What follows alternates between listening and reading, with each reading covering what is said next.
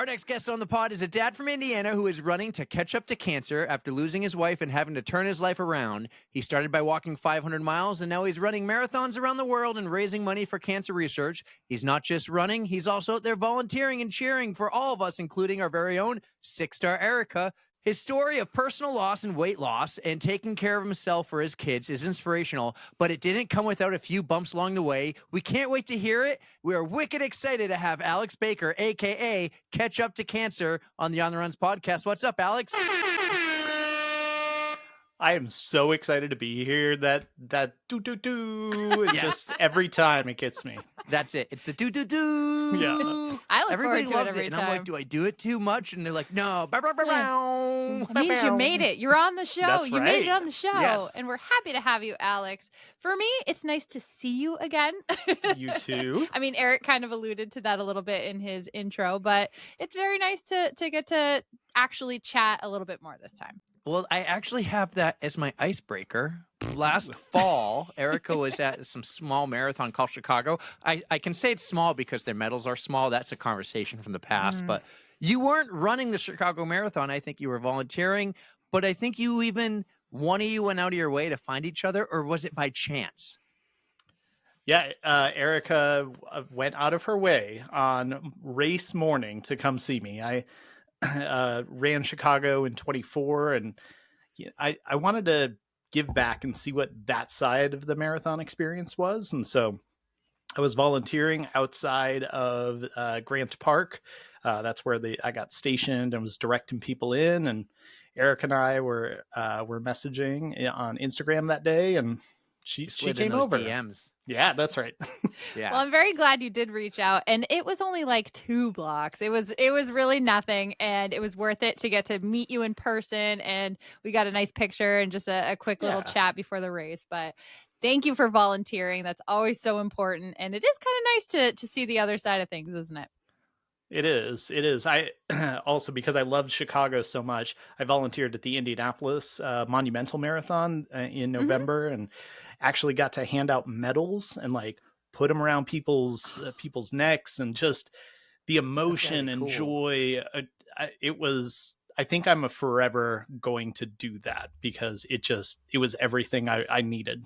Did you get to pick that job as being the medal guy, the medal dude?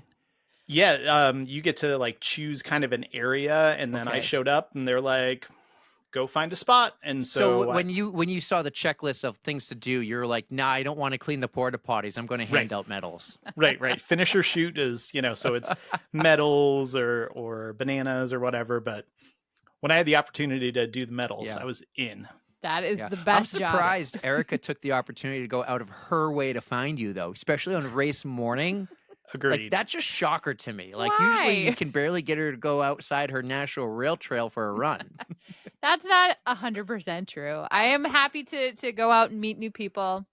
And especially since I knew I was just going to be sitting by myself. Like I was like, this is a good way to kill some time before the race starts. And so it kind of calmed my nerves a little bit, just having like a side quest, I was very excited. Now, at that time, did you know we were going to have Alex on the podcast? Yes, you did mention that. So he had reached out to me. He said, "Hey, like I'm going to be on the show in a little while." So we started chatting a little bit in the DMs, and I was like, "Yeah, let's meet up. This is going to be great." That's so cool. The other thing I want to know, my other icebreaker, is you got this ketchup bottle on your microphone. I do. Your Instagram handle is Ketchup to Cancer. Yeah. And then I'm doing all my research, and you hate ketchup. It's disgusting. Really? So gross. Yes. That's a plot twist. Of all the condiments, ketchup is the only good one. I don't get it. Like, do you not like any condiments, or is it just ketchup? Just ketchup. Hard out on ketchup. So mustard, mayo, aioli, where do you land on barbecue sauce? Ooh, that's a pretty hard out too, actually. What? Yeah, it's just, I don't know. It's just too much. What do you put on a steak or something? Definitely ketchup. No. On a steak? Well, if you don't like barbecue sauce, like, what are you putting on? I think for a steak, it'd be like a nice butter or like a peppercorn sauce, or something interesting to enhance and not disguise the I would not delicious put flavor. ketchup on a steak. Come on, that's Yeah, gonna get no, you like a kicked out of a burger. steakhouse. Yeah. Well, he said he didn't like barbecue sauce. That's why I thought, like, Oh, what are you putting on a hot dog then? What's your hot dog? mustard. I was born and raised in Chicago. You Mm. only put mustard on a hot Okay. dog, hands down. Those Chicago style hot dogs are delicious. They're so good. Mhm. They're So, so good.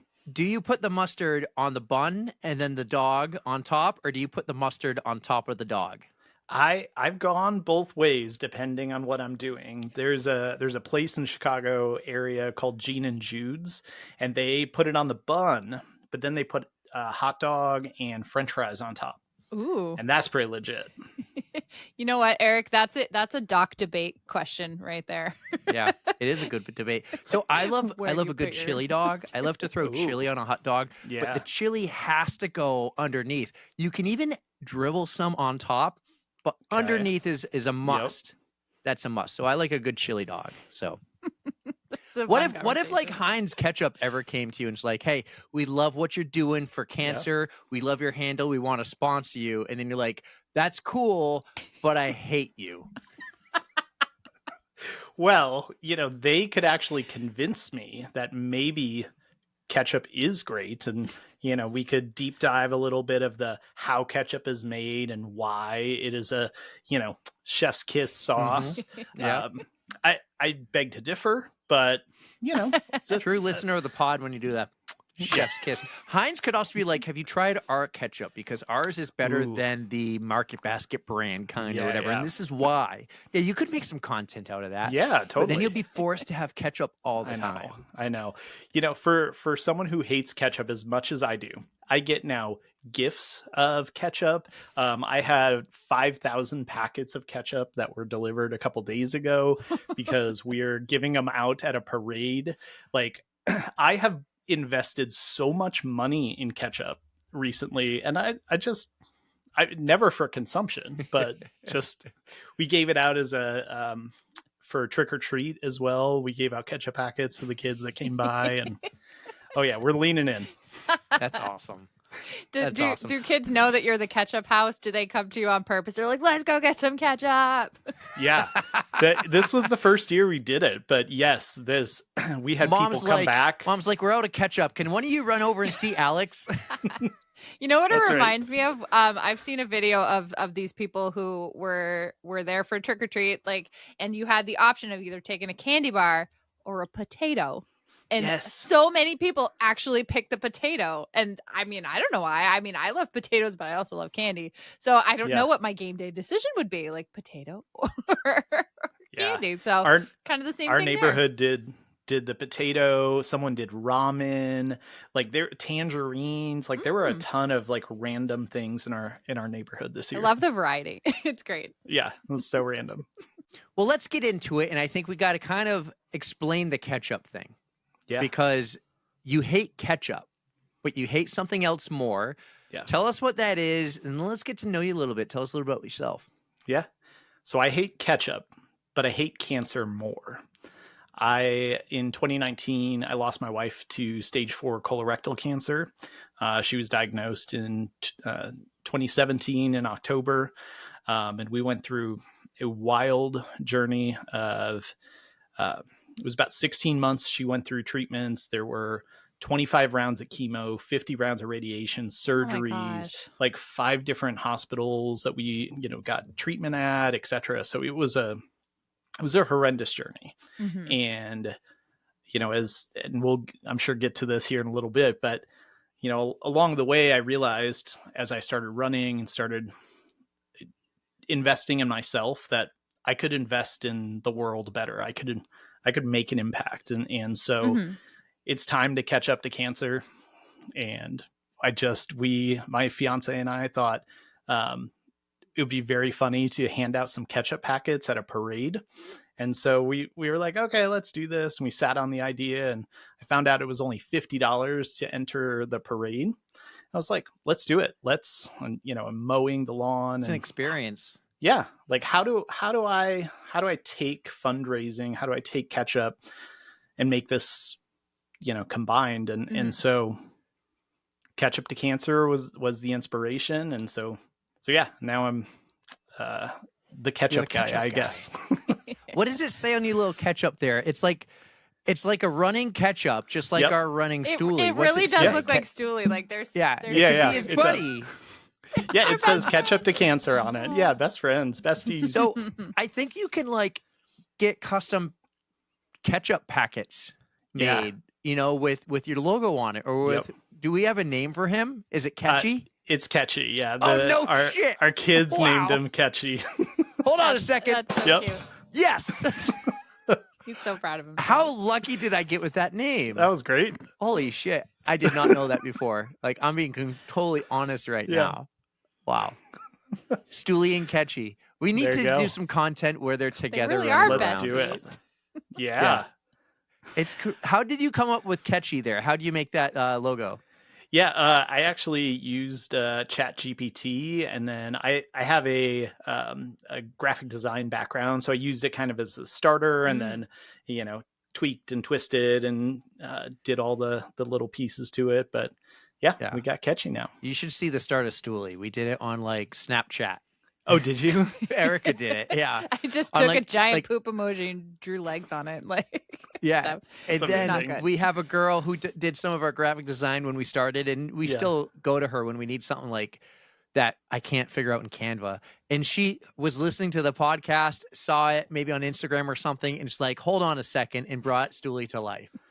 It was so great. Stoolie is amazing. Yes. Do you have any Stoolies? Did Erica give you some in Chicago? She did not, but I we did were not talking think about of it it. before. I know. Yeah. There it goes. Yep. But I'm gonna send him some after this, so don't worry. He's gonna Perfect. get some. Yes. Awesome. But all right, Alex. So Yeah. we know a few things about you. We know your Yes. wife passed away from cancer. Yeah. Before COVID, I think it was in 2019. So she didn't get to Yep. live through any of that, which is maybe the only Mm. takeaway we have. Like, man, that was a Agreed. time. It was. But before this, like, what was your life like before cancer? Were you Yeah. active? Were you running? Were you fit? Or were you and your wife just chasing the kids around? Yeah, so I was definitely not athletic at all. The last time I'd really done any athletics was probably like 13 or so before we moved to Indiana. And so I was pretty stagnant and spent a bunch of time on the couch. Amanda and I went through some struggle with fertility as well. And so we took about 3 years before we were finally able to have our son. But as you can imagine, running around after a 3-year-old at the time, like we're just doing all the things, taking, dreaming about going to Walt Disney World, like doing all the kid things. And Eric knows. Mm-hmm. Yeah. Kid stuff. It was an amazing experience, right? And I think what I realized is how much of a struggle it was for me to do those things, not being healthy, not being having the ability to kind of keep up with a 2-year-old, 1-year-old, 3-year-old, whatever. And so that really, after she passed, that was kind of a big turning point for me of, how do I move forward from this? Mm-hmm. So, And then but you're a single dad. Like, if you didn't have the time when you had your wife around, Amanda, right? Yes, Amanda. How do you find the time after? It's just like, we'll get to there, but that's incredible because you at some point realized you had to make a change. Yeah. It's very different. Like the day she was diagnosed, our whole world got turned upside down, right? We were at the hospital at like 2:00 in the morning when they gave us the results and just said, hey, you need to go see an oncologist in the next 48 hours because it's really bad. Well, what was going on no. that got you to the hospital at 2 a.m? Yeah. So she had just gotten back from a road trip with her girlfriend. She had just like reconnected with a bunch of her high school friends and got back, and just sitting in the car for all of those hours, she just came back in excruciating pain. And so, it was one of those pains that you're like, oh yeah. Oh no, this is not a just sleep it off kind of problem. We need to go to the hospital right now. All right. And so you go to the hospital, awful. probably just thinking something on the trip happened. Right. Slept funny. Who knows? Right. Bad seafood. Could be anything, and Yeah. you're there at 2 a.m. You're not Yep. expecting this. No, not at all. And um, the doctor, luckily, when we got there at 9 o'clock that night, was like, it could be a blockage, could be whatever. Let's just do an X-ray just because. So they did that, and then they came back, an hour or so later, and something showed up abnormal. We need to do a CT scan, and then 2 o'clock in the morning came, and that's when they shared. So she had colorectal cancer, like I mentioned. And they knew this at 2 a.m. the same day, or they're like, you need to go and be somewhere soon to, figure out what this really was. Yeah, no, they knew at 2 o'clock in the morning. She had the CT scan showed it in her colon, in her lymph nodes, and her liver. Okay. When they did a man. PET scan later, it was also in her lungs, but the original CT did not, wasn't high enough to get that as well. Incredible. So in that's how her- fast they can find that. they do a dye in your body through that, and cancer like sucks it up. And so instead of it being bright and white, it's just dark. It's like this dark spot, and that's how oncologists and radiologists can find the things. So that's how they knew it was Incredible. stage 4, and it was not a good prognosis because it had just spread everywhere, huh? Right. Oh, that's right. helpful. The stages is about how many, how far it metastasizes, it's called. And so when it's closer, if it's in one spot, it's stage 1 or 2. And if it, goes to nearby organs, then it goes to 3. But, when you're going from your colon to your liver, like that is in your blood, it's traveling, and it's just everywhere. So I'm sure in the Oh, next Alex, 24, that's awful. 48 hours, even the next week or so, you're probably Googling everything, looking for the podcast, trying to find stories of other people who have the same thing Amanda had. What was going through your mind in those next couple of weeks, and what were you learning throughout this process? Yeah, it was wild. We saw an oncologist the next day, and he was like, "We've got this. This is no big deal. We'll fix you." Okay, and like we started Feels immediately. confident. Yeah, I mean, you we have to just- have that kind of confidence. If you're going into this like right. with that terrible mindset, like you're not. I feel like it's not going to help you. Right. I don't know how to describe it. I do. The night we got home, I looked at Googled the survival rate, and it was like 15% over 5 years. Oh shit! Like that's it. Oh, And so no. like I knew this thing was going to get her at some point, whether it was 16 months, 2 days, 5 years, 15 years, like this was going to be the thing. And so And at the time, 2 boys, right? Like 3 years old and just one. Okay. Just one. Actually, we had been going through fertility treatments, and she would have been pregnant with a second at that point. Luckily, it did not. I say luckily, but I know for what you what mean, we yeah. went through. Yeah, it didn't take, and so thankful for not having a infant and then having to deal with all of that. But she went from diagnosis to having her first chemo in 2 weeks, and during that time it was she had a PET scan, she had another CT scan, she had a surgery to install what's called a port, as she had a colonoscopy. It was just like medical treatment after medical treatment for 2 weeks straight. Were you seeing any progress? Was the optimism still there for, I think it was just under 2 years, right? 2017, some point in 2019. Was there any progress, any optimism, any like signs of encouragement, or we're winning right now? Yeah. There was one, so I think it was her third round or third type of chemo. So they have these kind of prescribed regimens that you go on and kind of do checkpoints through that. The first 2 did not take, they did not help in any way, shape, or form. And the third one helped a little bit, like it just stopped growing. Yeah. But stabilized.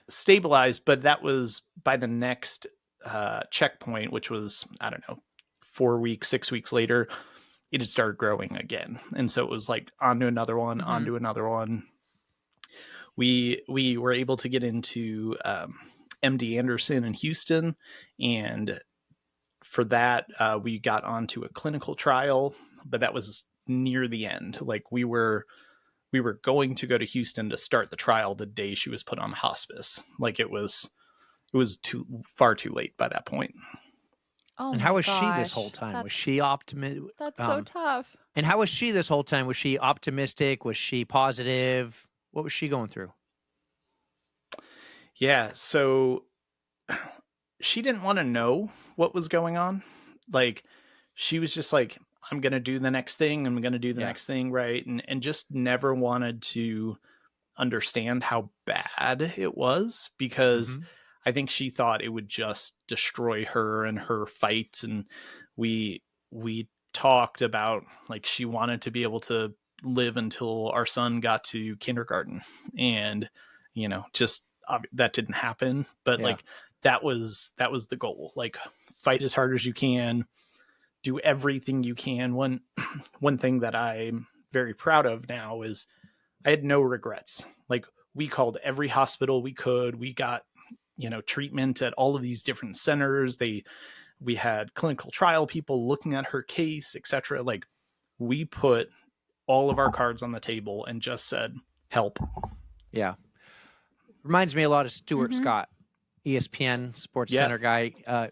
If I've read 3 books in the last 25 years, one was his, and I read it in 2 airplane flights back in 2012 or something. I was like glued to it. It was such a good book. And if you haven't read it, I highly suggest you read it. But he never wanted to know how far along the cancer was either. Yeah. I think he got cancer, he beat it, and then he got it again. He never wanted to know. And they never told him what stage or how advanced it was. Yeah. So sounds a lot like your wife there. She's just always fighting every day. That can be such a tough thing mentally. That just drains you. Yeah, so I kind of feel like I would be the same way. I'm like, let's just try. Just give me all you got. And if it works, great. Right. Yep. If it doesn't, just don't tell me. I could see that. I could see it working both ways for some people. Some people need to know for the start. But, I think highly of your wife there with the attitude she had of, I don't want to know because I don't want to be discouraged from fighting. I just want to keep fighting this stupid thing. So since then, you were a single dad, and at one point you realized, I need to take better care of myself. What triggered that moment? Yeah. Shortly after she passed, like my whole world was being turned upside down. All of a sudden, like when she was diagnosed, I was definitely primary parent. It was the drop-offs and the pickups and, the feeding our son, that kind of thing. But you're probably used to it. Right. But then when she's gone, like it's not even like I had to relearn what Alex liked, like what TV shows do I watch now, because we would watch this together and that together. And, what music do we listen to in the car? Like, you just have to relearn so much about yourself. And through that process, I realized like my son could lose another parent because I'm not taking care of myself. I'm not putting any effort in, especially during her treatment. Everything was about convenience.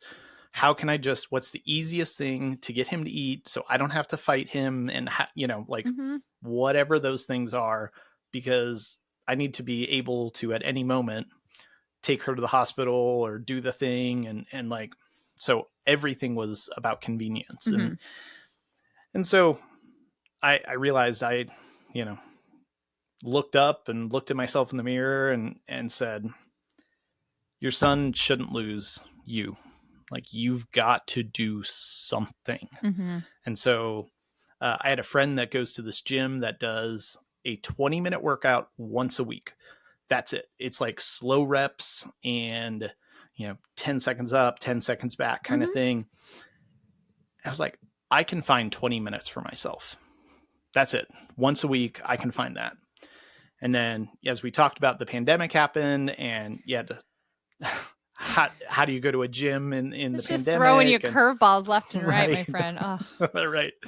So I'm from Indianapolis, and we have this big race called the Indianapolis 500, and they do a big half marathon here called the Indy Mini that in the month of May. And because they couldn't have it, they created this 500-mile challenge. Oh. And I said, you know what? I'm going to sign up. I'm going to take my first intentional step out of the door. I need a break from a 4-year-old, and I'm going to go walk. And over a course of 102 days, I walked 500 miles. And it took me down a journey that 2019 Alex would never imagine that I'd be on today. What an incredible journey. I respect you so much for just saying something needs to change.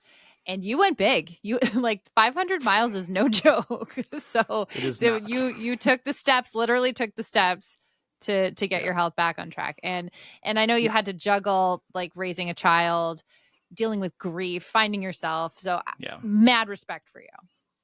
Thank you. You left out one piece of that story though. What else happened in 102 days? Oh yeah. Well, I lost 50 pounds while doing that. So that was a pretty big win. Yeah. Yeah. That's awesome. Pretty big win. Yeah. Yeah, and then absolutely. You had another win 2 weeks later. You went to the zoo. What happened at the zoo? That's right. So my son and I went to the Christmas or the Zubu, I think is what it was called. And we had all of these like weird random things happen. Like I needed to take a phone call, and we decided to go left instead of right. And my son runs into this little girl looking at snakes, and the two of them look at each other and decide they're going to be friends. Okay. And so, this is October 2020, so it's like masks on and everything still.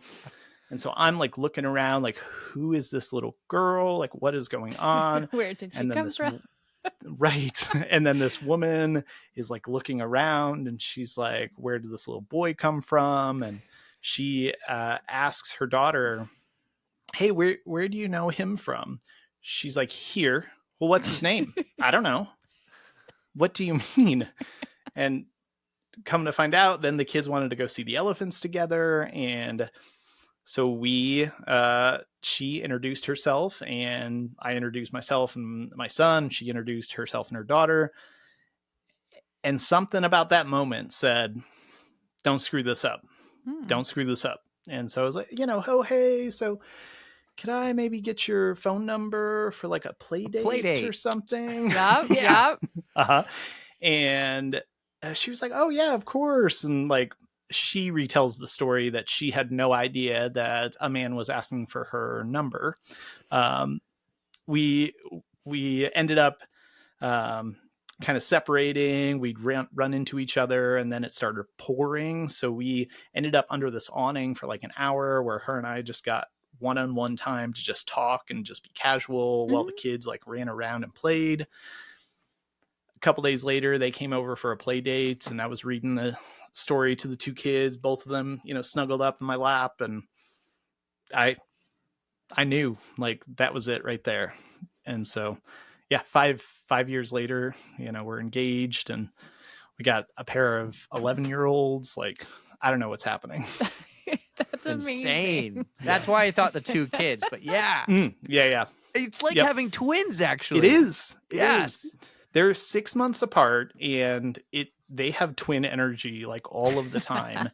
And the pictures of them, they both have curly hair. Like they look like they are siblings. And so it's very funny. Oh, that's cute.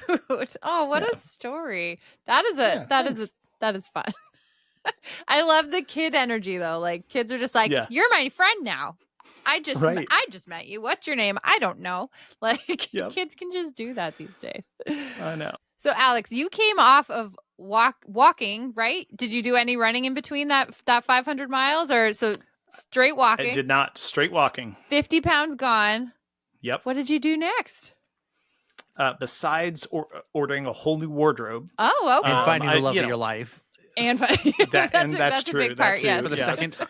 For the second time. I'm pretty blessed. I Under Armour was doing a 100-mile challenge, and I've said, maybe I could run.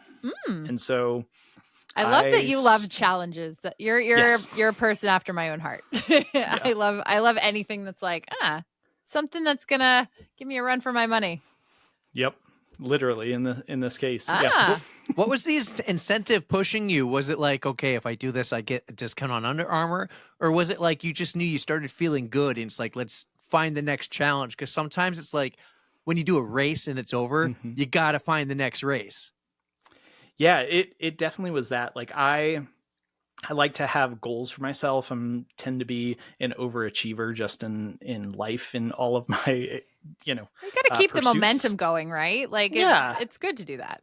It is. And I found that during that time, like I was more creative. I was a better parent. I was a better employee. I was a better partner to, in this very new relationship at this point. But I was able to be more present. And I described it to one of my friends as just being like even. Like I didn't have big emotional, big swings all the time. Like it was just, when Alex got his run in, he was just even, and he was happy, and he was just in a good place. And I wanted to keep that going. Yeah. And so over 30 days, I ran 100 total miles, not like you, Erica, running, that in a weekend or a day, but over the course of a month. I'm an anomaly. Don't even think about me. Nope. Erica will sign up for anything. Yeah. If it involves moving Except for a triathlon. If you want to do a walking challenge, she'll do a walking challenge. If you want to do an ultra, she'll do an ultra with you. If you want to do a virtual challenge, she'll sign up for 5 challenges at once and be in all these Strava challenges and like this Yeti challenge over here and then a local one. Like she's like, I do it for the same reason Alex does. The momentum. You just got to keep yourself going and having but you do them all at the same goal. time. I'm saying I love that you do it. I love that you do it, but she's like in for it all. Yeah. Except swimming or skiing. I've never skied, and oh god, I will probably break something, and then I can't run anymore, and then what do? I don't know. Someday maybe. Yeah. Bunny slope. So how'd that running go then? You tried to run 100 miles. How'd it go? Did you do anything else besides just run outside the door of your house, or did you sign up for a race or something? Yeah, no races. It was again still kind of pandemic time, so there's not a whole lot really going on. I spent a lot of my 500 miles at a nearby park doing hiking and trail, walking on the trails, and so I knew these trails like the back of my hand. I knew where all the stumps were, and so I was like, I'm gonna try running out there. And so I spent most of those 100 miles just out in the woods and running the old red trail at our local park. And excellent. Yeah, it's kind of fun. You're probably a much better trail runner than I am, to be honest. It has been several years since I have done serious trail running, but yeah. Now your girlfriend, your fiance now, what was her name? Her name is Lindsay. So is Lindsay like into all this fun stuff too? Was she out there walking with you or running? And was she active? Because you started this kind of before. You got the 500 miles in before, and then you meet her sometime around when you start the 100-miler. Yep. Yeah, so she would love coming out on hikes at this park. We would do that on the regular. Running was not really her thing. She'd done a couple half marathons, but just decided it's not really for me. And she does a lot of walking on marathon weekends, and she'll put up a half marathon just walking around the cities on those days. Oh, yeah. Or she's a big fan of Disney World herself, and she'll go log 14, 15 miles at Disney. But running, well, that's no joke. So when it's no joke. You're walking that much. That's still that time on your feet, and that takes a toll. So good for you, Lindsay. Yeah. Mm-hmm. How do you share the story of your wife to somebody new? Like this is you didn't even try dating. You just met her and got her number. Kismet. So that you had no practice at this. Like how do you share that story? Telling someone about someone else that you dearly loved, and it was only like a couple years ago. Right. Yeah, I that first day that we met actually was when I shared my my story, my background with her. Mhm. And, it's pretty weird for when a dad is like wildly in tune with their kid, right? That's just not generally in society. That's not what we see. Mm. And so she, again, as she retells the story, like she picked up pretty quickly, like this is not the weekend divorced dad. Like there's something else here. And so, through that, I shared like, yeah, last year I lost my wife to cancer. We were married for 10 years and, we obviously had our son. And, it's just, you kind of rip the Band-Aid off is Mhm. probably, Eric, the best way to say it is just like, here's what it is. And, I went on a couple of dates that, they were just like really weird about the idea of an ex-wife and those kind of things, or, oh, you have kids with this person. And Mhm. like, it was very clear, like they were not the person for me. Yeah. And with Lindsay, it was just like, I'm an open book. Here's everything about me. Can I have your number? Well, I think it's great you're putting it out there. I mean, no secrets, just like you Right. said, open book, and she knows what she's getting into. Right. So here I am. Yeah. Take me or leave me. Yeah. And, even 6 years later, I have these things that I call button days. Somebody shared a story with me that grief is like a box, a ball, and a button. Mhm. When the grief incident happens, the ball fills up the box and it's just pressing on the button all of the time. And as grief subsides and time passes, the ball gets smaller and like bounces around the box. And you never know what day it's going to hit that box. And Ah. so, even today, there are still button days, when that ball is just pressing and you never know what's the trigger. But Mhm. I don't know.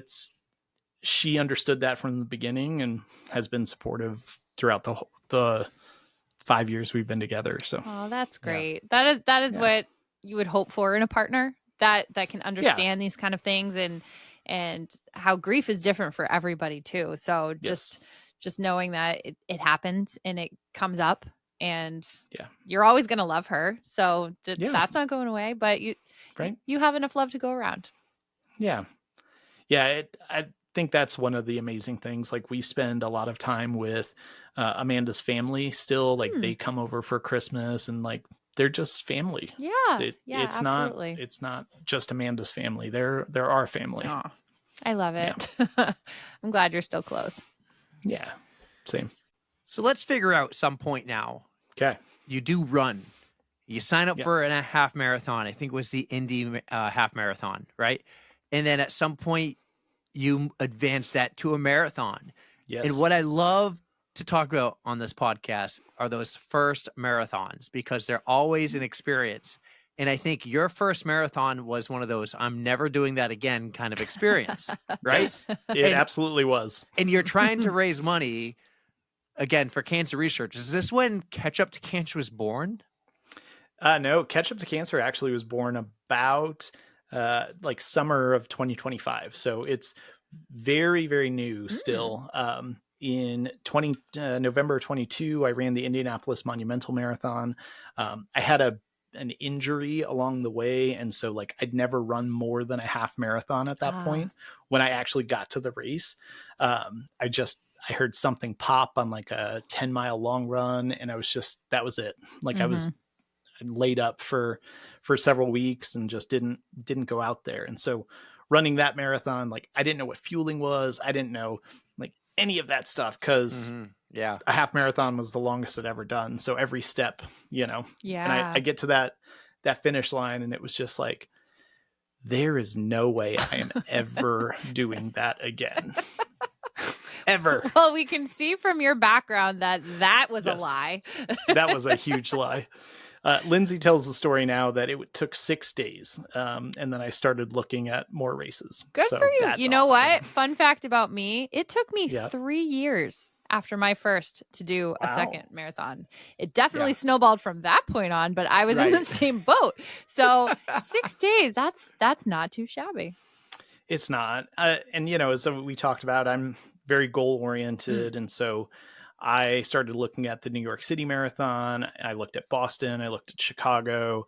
And I was like, I could manifest. Eric, I know you've been talking about He manifesting loves things. that. Love manifesting. I was like, I want to run these three races before I turn 40. I was 38 at the time, 30, almost 39. Mhm. New York would be, I'd be like, I'm 39 and a month old at that point. And so I went hard into how do I get into these races. I'm definitely not fast enough. I'm a back of the packer runner, and so I'm definitely not qualifying for Boston. You're in the party zone. Oh, yeah, party Oh, zone. yeah. That's right. And Party pace, actually. Yeah. party pace. Yeah. I realized along the way at some point I could make a difference. I could do something bigger. I could do something different, and I could change somebody's world. When Amanda was like after her first 2 weeks that I had described, we got a $400,000 bill. Holy shit. Yeah. Yeah. And so I was just like, I don't know how to process any of this stuff. And at the time I was working with St. Jude Children's Research Hospital in my professional role. Mhm. One of the amazing things about them is they don't charge for anything. No family ever receives a bill for treatment, housing, travel, or food. And like $400,000 never receiving a bill. Like that Right. spoke Yeah. so much to me. And so I signed up and raised $6,000 for the New York City Marathon for St. Jude. And then as I was doing that, I was like, how do I get into Boston? Boston's like that's the linchpin. That's the one I really, really, the unicorn, right? That Yeah. everybody wants. It's literally a unicorn. It's so I hard know to it get is into. so hard. And so St. Jude, because the year I did it, transitioned from John Hancock to Bank of America. And so St. Jude didn't have any bibs at that point Oh, no. at all. And so I started like applying like crazy, like 7 different charities or something, did like 3 different interviews. And, as a charity runner, in case, and maybe listeners don't know, but when you sign up for those races, you are giving them your credit card for every dollar you don't raise up to that commitment level. And so it's the scariest thing. It like is for me, so- fundraising. So like, scary. Yes. Yeah. Yeah. I could have done it 10 years ago before Okay. kids, but not Yeah. now. No. Yeah. So Boston is, a 10,000 minimum for most charities. And a lot of them now are more. They are. It's like Because- 12 now or something like that. Isn't it like, Yeah. say they have 10 bibs and Mhm. 30 apply. It's Yep. like who's gonna commit the most money of those Right. 30? It's like, Right. oh crap, do I commit to 15? Yeah. Because if you commit to 10, it's not enough. Right. Right. Yeah. The hope is, they keep the minimum, but Yeah. you kind of self-commit the additional amount. Okay, yeah. But I don't know. So I ended up getting a bib with the Dana-Farber Cancer Institute. Mhm. I'm going to say Amazing. that again. I ended up getting a bib with the Dana-Farber Cancer Institute, which was amazing. It was a $10,000 commitment as well. Mhm. Whew. I was just like, here's my card. Oh, God. Biggest expense. Is it going to Well, clear? very big expense, Right. but oh my gosh. Yeah. And so luckily I was able to do that. And the company I was working for, I had an opportunity to speak at one of our town halls, and I moved our CEO enough that he said, if you raise $10,000, I will match that. And so ultimately I raised $21,000 for Oh, Dana-Farber, That's amazing. which, yes, I was like terrified. Yeah. Like, I don't know, how do I do this? Right. And then I went back with St. Jude for Chicago, and the commitment's much smaller in Chicago. It was $3,500. But yeah, so I'm just like, here it is. Like, I've raised $30,000 in 12 Right. months. That is incredible. Yeah, Oh my thank you. gosh. And a lot of times the fundraising part is harder than the training. So It is. once you have, well, I mean, you've got your ways now. You know what you're doing. So Yeah. Right. that makes it a Well, I little have a couple easier. questions Okay. about. I got one I'm going to save for a little bit, but you might Okay. know what it's going to be. But let's talk about fundraising here. Yeah. Do you find it easier having the charities you're fundraising for, that it's impacted your life. You lost your wife to cancer. Yep.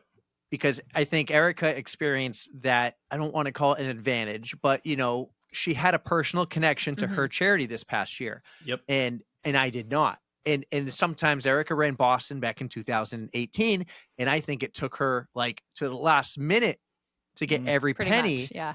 Because she was running for, and I don't want to make it sound like a not good charity, but the Eye and Ear. It's like, oh, what personal experience do you have of Team Eye and Ear versus the American Foundation for Suicide Awareness? Right. Did I get that right, Erica? No. You were close. American Foundation for Suicide Prevention. Very close. All right. But you get my point. Did you find it when you talked to your CEO, when you talked to people you're fundraising for, that, oh, they felt and loved your story, so they're going to donate more likely than not? And then at one point, you just did 3 majors in a year. Do you feel like, oh my God, I got to stop asking for money? People are going to just, Yeah, that great question. that's why Ketchup to Cancer actually started, because I was going through that with Berlin. Like, I had just raised $30,000. I've got this $6,000 $6,500 commitment to St. Jude for Berlin.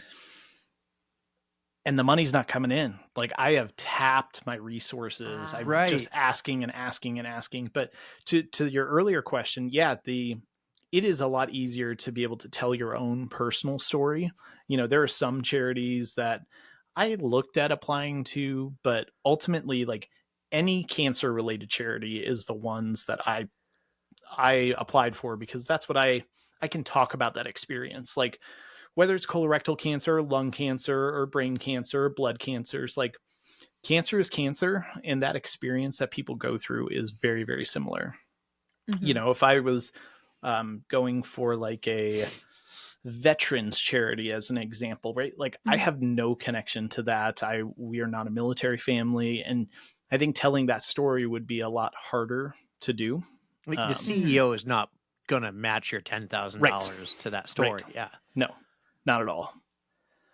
And so, so that leading into the Berlin marathon, like, I was like struggling, like, how do I raise these funds? And like, I need to get a bigger audience. My people are they're so tired of giving money. Yeah. Like, you've got your diehards, right? That give every time you ask. And you have to think about, though, a little bit of the strategy of like, when did I text you last about asking for money? And like, has it been long enough? And there are times that people just completely surprise you. You have no idea that you put a post out there and I haven't talked to you in 30 years and you're giving me a donation. Oh, wow. Like, whoa, I had no idea. Right. Yeah. And I think you've got the opportunity when you share your story and you're vulnerable, that you never know who's on your sidelines. You never know who's watching.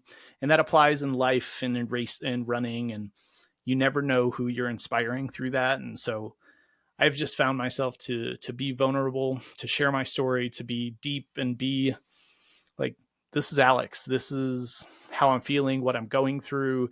These are the things I love. These are the things I hate, like ketchup. And here's how we can make a difference in the world. You're kind of building a brand. Yes. Behind your reason to fundraise here, to grow the audience, to get more awareness out there, and to stop, in a way, going to the guys in the cafeteria at work, be like, hey, I'm going to do another marathon. Can you give me money? Right.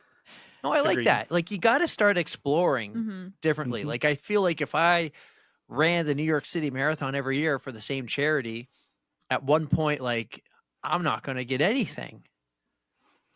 You can't abuse it. You can't abuse those people close to you, in a way, like your inner network, your second family, right? You can't abuse and overpower that. So you're branching out beyond that, growing a brand in a way to spread awareness and get money because of your connection with the St. Jude's there, and knowing that no family is going to have to spend a penny when they get that bill. I love it. It's amazing. I'm very appreciative of just. I'm a solo runner. Like, I do my runs by myself, 4:00 in the morning. I don't have a run community, and I kind of poked around with my like personal Instagram account. Yeah. But since starting Ketchup to Cancer, like the run community, the support, the love, the encouragement, the passion and inspiration I'm finding with just hundreds of runners out there, thousands of runners. I don't know. It makes me want to do this even more and Mhm. just make a difference in the world. That makes me happy. The run community is turning out. Let's go. Yeah. And that just goes to show, you being an open book, it just makes you even more relatable, and because you never know who's going through the same thing, and if somebody can connect to you like that, it just makes a world of difference. So keep doing what you're doing, man. I'm Thank you. just so proud. Even though you hate ketchup is like ketchup is life. I don't know. All right, my next follow-up question. Yeah. I hope I Erica will smile here, or she'll be like, huh. You I don't know ran the what. 3. I did. All right. I think I don't care who's the winner, but I think it's an obvious one of 2 of the 3 majors: Boston, New York, Chicago. Yeah. You don't have to rank them, but why Chicago number 3 compared to Boston, New York? I mean, you're right. Sorry, Erica. I just need another shot at it, you guys. I need another shot. Mine was like nobody was out there, so I didn't get the same experience. But I'll let you have this. But still, Tell Chicago. us the good things Love about all the races. What did you love about those 3? Yeah, so I'll start with the bottom. So Chicago, it I hurts, man. It hurts. No, I know. I'm kidding. Like I'm born and raised like outside of Chicago. Like Oh, it's so that's, it's a like, city almost that home. He's from there. He knows. yeah, I know. And Deep in the roots. there's so much about the Chicago race that was a cool experience. Like being able to I drove home afterward. Like that was a very weird thing for me to be able to do. Oh, right. And That's like Boston for us. We're like, oh, well, Right. 45 minutes down the road. yeah, exactly. But the city, I don't feel like the city appreciated it like the weekend enough. Like there's like this expo center that, as Erica you described, was 3.5 miles away, right? Yeah. It's very inconvenient to do a lot of these things. It's not the Nike store. I tried to go through that experience too, and it was so far away, and the lines were insane, and it just wasn't, the experience wasn't worth it or exciting for Okay. me. I get that. I get that. Yeah, the course, I love the course. It's flat, it's fast. It was almost my slowest marathon. So like, but I appreciated not having the hills, like again, flat Indiana, Right. very different from Boston. I'll move to Boston as my number 2. What I adored about Boston was it is marathon weekend. Yeah. Like the whole city of Boston is like in, and you're seeing jackets everywhere. You see restaurants having all these specials. Like the city experience for Boston was fantastic. And you want to know, I want to jump in here. Yeah. I can't talk for Chicago because I haven't been, but you said the expo's 3.5 miles away. I felt like New York, everything was kind of far away. Yeah. Hannah and I had to take a 20-minute Uber to go to the New Balance house from the expo. Yep. I didn't mind that. That wasn't a big deal. New York is massive. Yes. And I don't know how any race will ever top the actual marathon. But what I love about Boston and going there on Saturday around the expo is everything's right there in Boylston. Yes. Everything. You walk to it. There's no Ubering. There's no subway. Yep. There's none of it. Unless maybe you want to take a 5-minute subway to go to like the Faneuil Hall Quincy Market where we went to the Sam Adams Brew House. Yeah. It's not that far of a transit ride or anything either. Yep. Like that was incredible. I love that it is a small city, but it was so compact. Yes. Agreed. And I think that just that whole experience, the Boston weekend, being able to go to the finish line and get the photos, and I was not into running when The road is closed. road is closed. Oh yeah. There's just, I don't know, the experience of the weekend for Boston is top notch. Of the 3, it's the number 1 weekend experience for me. But race day, New York City is wild. Yeah. And the one drawback I did not enjoy is I got on the charity buses, which leave Central Park at 5:15, and being a back of the pack runner, I didn't start my race till 11:30, Oh my and gosh. so it was a long day Yeah, just you need a sitting. sister who lives in Queens, and you can take the subway with her. You Yes, don't leave her house till 6:45, and you take this amazing, beautiful ferry ride. Yeah, amazing. Just got to get a New Yorker. I'll hook you up with Hannah next time. There you All go. right. Yeah, please do.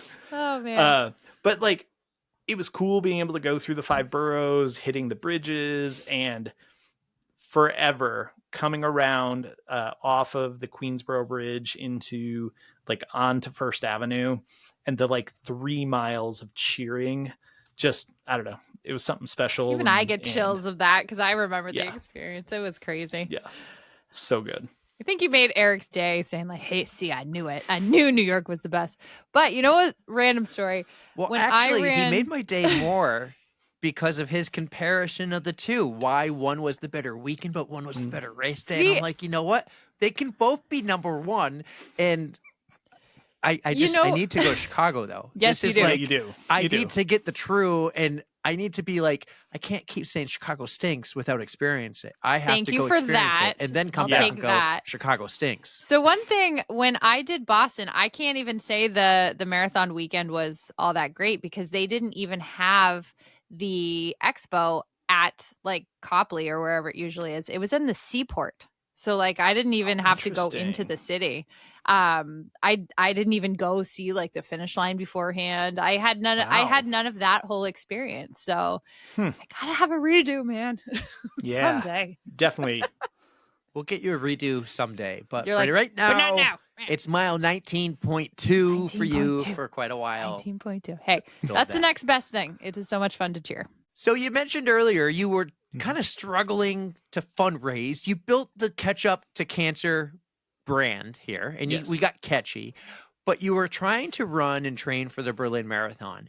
And now you did Chicago or you did the Indy one. You're like, I'll never do it again. And then you did the World Majors, and now you did Chicago or Berlin. I feel like you had that same experience minus the I'll never do it again.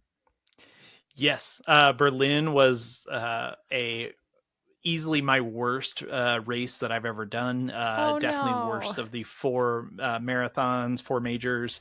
It was 81 degrees when I crossed the start line. Oof. It was horrendous. At like 3K, I was dry heaving, and like it was so bad. I threw up on course 3 times. I've never done that before. It was terrible. There's a picture I posted. I've got pinned on my Instagram that is like right after the last time I threw up at like mile 22 or 23, something like that. Like it was so bad. But you know, I knew there was a cutoff in Berlin at like 31, I think, or so kilometers, and you had to get there by 3:50. And so I'm like strategizing, like, how do I get to the front of my corral to make sure I get out first, because I'm gonna lose 10 minutes by that and this and Right. that, like how. And around the 2-hour mark, like I'm shot. I know I am not running. Like I was on pace pretty well up until 2 hours, and then from there on it was just garbage. Oh, and no. it's like a lot of my life since Amanda's passing has been forward is a pace, and so that's what I was doing. It's like my favorite just- motto. just keep taking a step, right? Yes.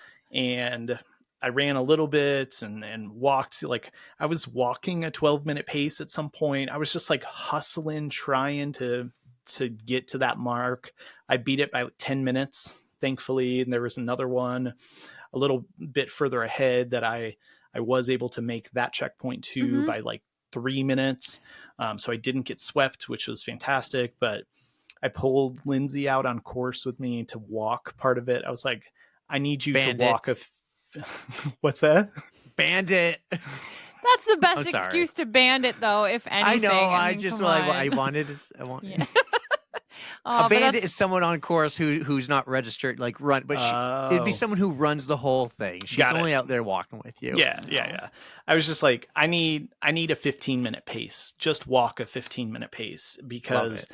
I knew like that's where the cutoff was, the closing, the last cutoff would be, and Mhm. just like huffing through. And I was like, I cannot keep this pace. And so I knew there was like this cutoff, and so I'd been beating myself up for 4 hours at this Yeah. point of like, you're not gonna do it. You're just quit, just quit, just Oh. quit. And I crossed the finish line like right before the Brandenburg Gate. I had like a little spurt of energy because I knew it was You almost could see done. it from I there. could see it, yeah. And I, got my great pictures, and then I walked a little bit more, and somebody like, "Hey, Alex, you can do it," because I wear the Pen and Paces bib topper, and so they have my name up there, and so I I ran the had that last too. little Yeah. bit, yeah, and I don't know, I got the medal, and I was just like, I did it, I You guess. fought for that. Oh my Oh, God. it was bad, Hard and earned. then I thought the rules were a 6:15 pace. If you do not do a 6 hour and 15 pace, like it doesn't count. And so I'm just sitting here like, I got to do this whole thing again. I gotta fundraise again. I've got Mm. like just all of the life sucked out of me of Mhm. just like all of this was for nothing because I missed it by 9 minutes was the cutoff, and Mhm. it's like, oh gosh. And so I was sitting, like a day later, I checked the newspaper and my name was not in it. Like I checked, Baker. That's a pretty early name in the newspaper, and I looked, I couldn't find it.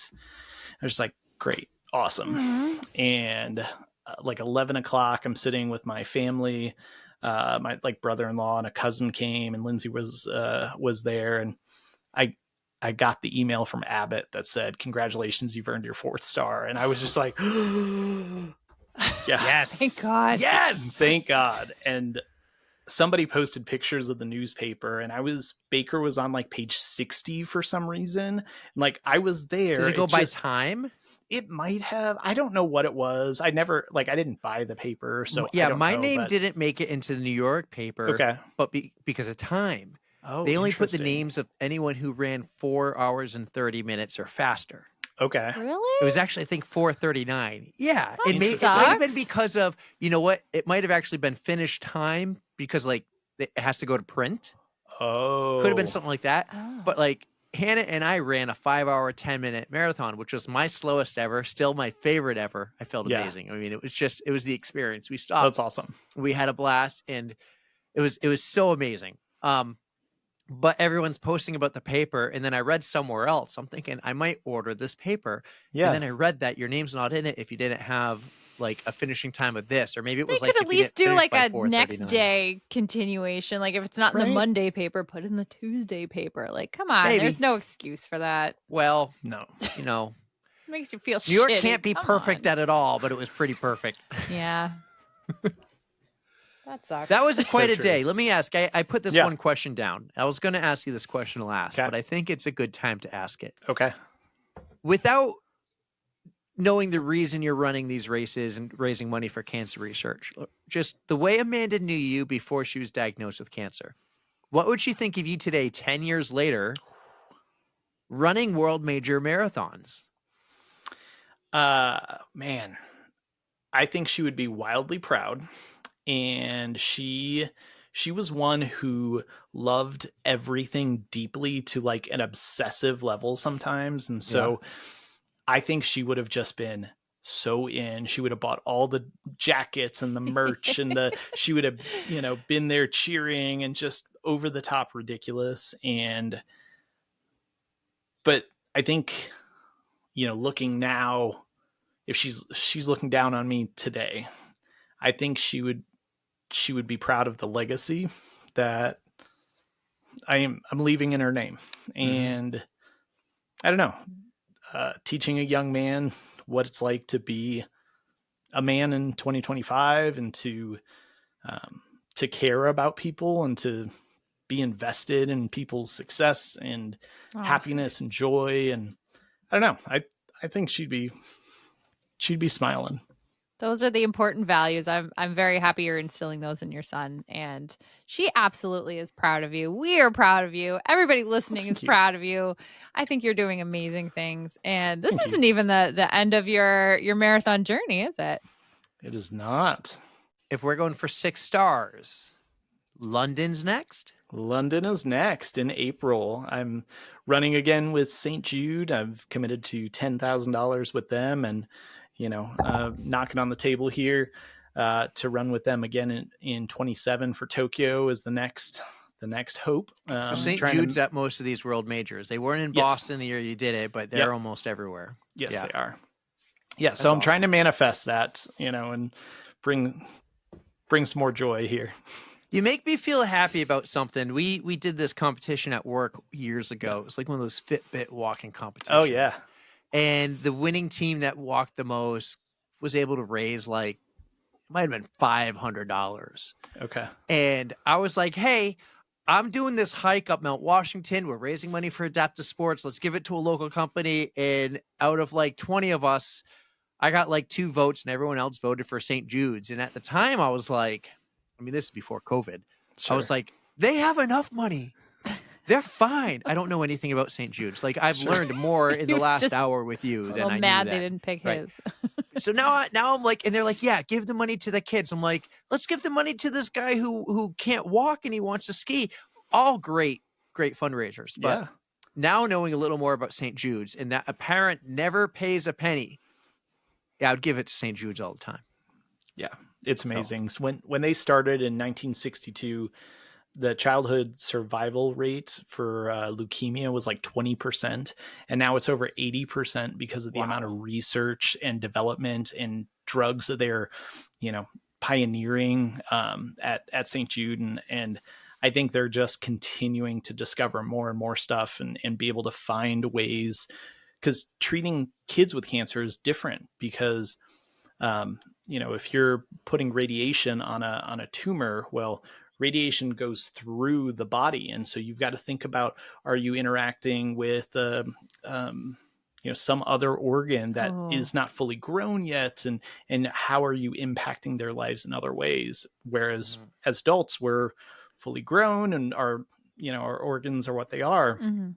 And so they're pioneering how they can do those radiation treatments. And another cool thing is when patients transfer between rooms, they don't get moved in hospital beds. They get moved in little red wagons because they want kids to be kids, and they do prom for the teenagers that are there.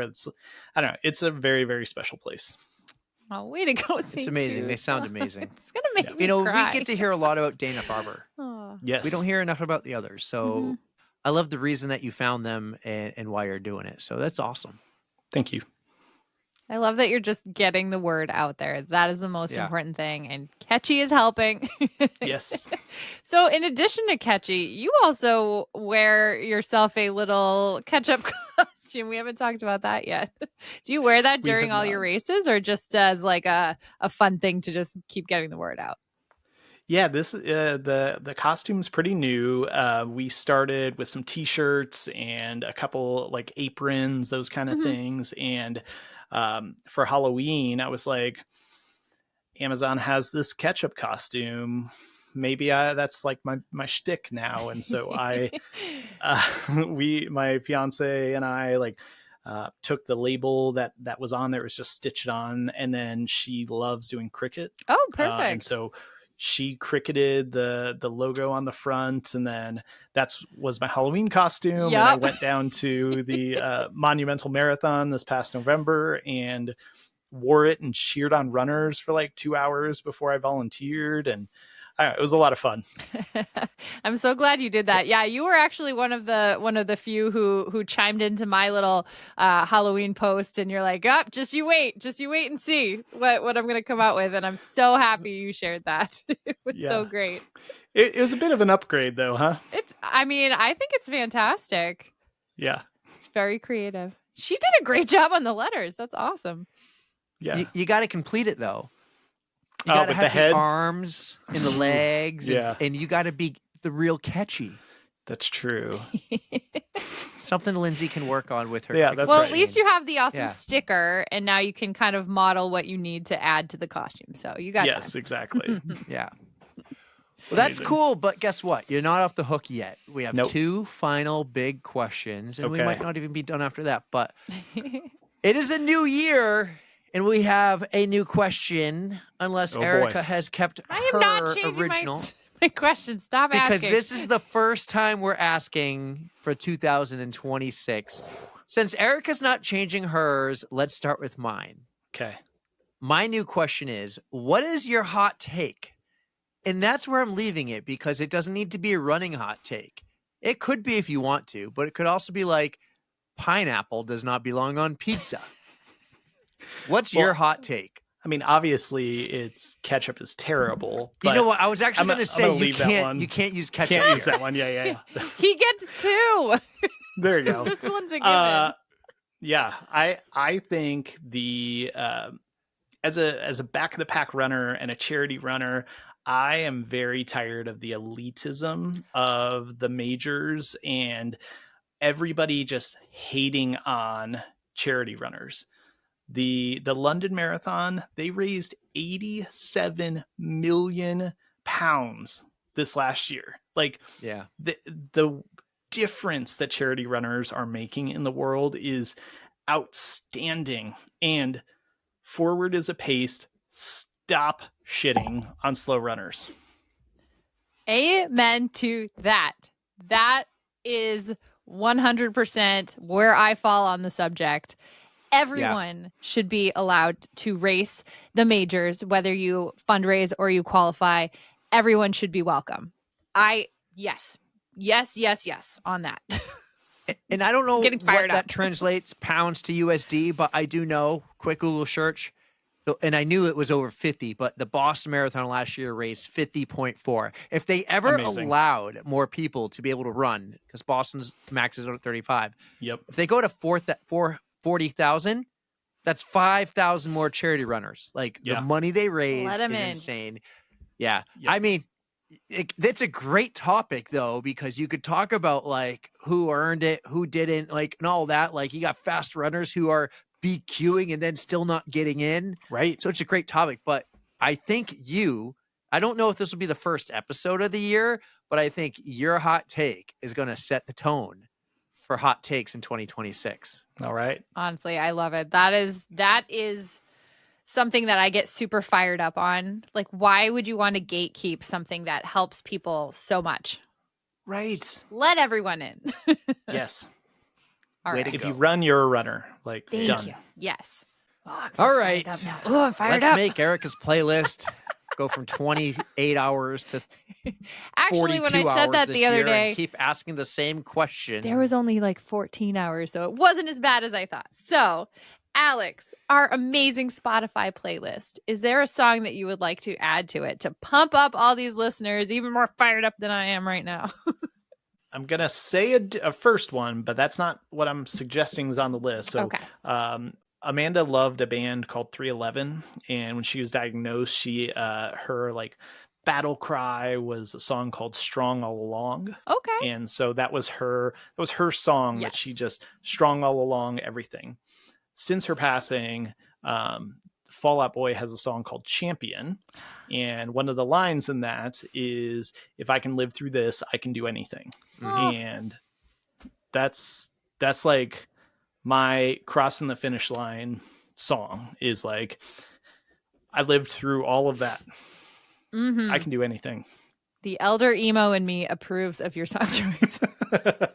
Yes.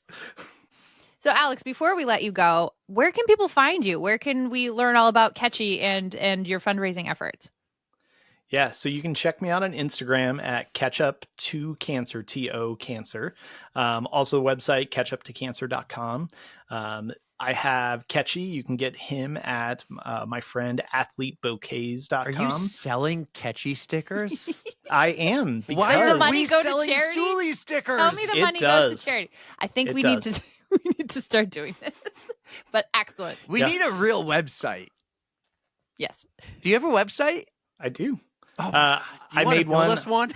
Sure, I totally would. Yes. Yeah, I built it like Ketchup to Cancer in like an afternoon. I used Squarespace, but Yeah, I started that. super easy. I got so much going on. Yeah, That's for but- another conversation, Eric. Let him talk. But yeah, where I'm can everyone totally find willing to help. Totally willing to help. You can find me at on Instagram at Ketchup to Cancer, Ketchup to Cancer. Also have a website, ketchuptocancer.com. If you want a catchy sticker, you can find those at my friend athletebouquets.com. Oh, cool. I think cool. that's And you absolutely can amazing. also find all that in the show notes because Erica will make sure they're in there. I proofread these, you guys. Sometimes I don't do a great job, but I'm working on it. She'll add the links though. Perfect. Oh, I know how to do that. Yes. Amazing. Alex, this was cool. Listen, you reached out to me maybe even before you were Ketchup to Cancer. And this is pretty cool, man. I'm glad we finally got you on. Big year for you, 2026. We're going London and then hopefully soon Tokyo. And then that would be 6. But That'd be the 6. Sydney is also a world major now. So, yeah. Pretty soon. Ketchup Cape to Town. They Cancer is never going stop. worldwide. I think I'm going to put my Brooks up on a shelf and take a little break after this. I think my fiance will appreciate me not running every Saturday. Well, maybe for not a 3 world years. major, but keep running. Oh yeah, definitely keep running. Yeah. But like 5K, 10K, maybe a half. Yeah, sweet spot. Perfect. Sweet spot. Sweet spot. Well, I can't wait to watch the rest of your journey, man. This is cool. This is really cool. I love the story. I think Amanda is probably amazing and super proud looking down. I also think though, like if she just randomly got to come here for one day and knows nothing, she'd be like, "You do what?" You know? Yeah, That's what absolutely. Yeah. And then she would learn the reasons why and be like, hell yes. Hell yes. So, yeah. Listen, this was amazing. I had so much fun getting to know you. I love the story. I really do. Starting with the kids meeting at the zoo. Like, that was so cool. I live for those things, man. It's our own little Hallmark movie, you know? It's cute. Well, Alex, thank you for just being so vulnerable and open and just doing what you're doing for trying to raise money for St. Jude's and just making the terrible tragedy of having cancer a little less stressful for some people. Like it's the financial thing, just having that on your back just makes things so much worse. So you were just helping, and I appreciate that, and everybody else appreciates it as well. So everybody, go visit his website, go visit his Instagram, follow his journey, and buy chip in if catchy you stickers. Can. Yeah. That was awesome, Alex. I'm super happy we did this. We could have talked same. for hours and hours and hours Yes. about just like the whole cancer story or the whole running thing. We could have spared no details on all these marathons. When you get that 6-star or when you're out there doing things, keep us in the loop. Let us know. We'll continue to share your story and your journey, and we'll get some of those catchy stickers, and we'll take Catchy around the world with Stooley. That would be fun. But guys, I love it. I hope you guys enjoyed that, getting to know Alex. What a start to the year we've had. This was awesome, guys. Alex Baker on the On the Runs podcast. Ketchup to Cancer. That was wicked awesome. Thank you so much. I love this, guys. Thank you for having me on. We love it too, Alex. Thank you.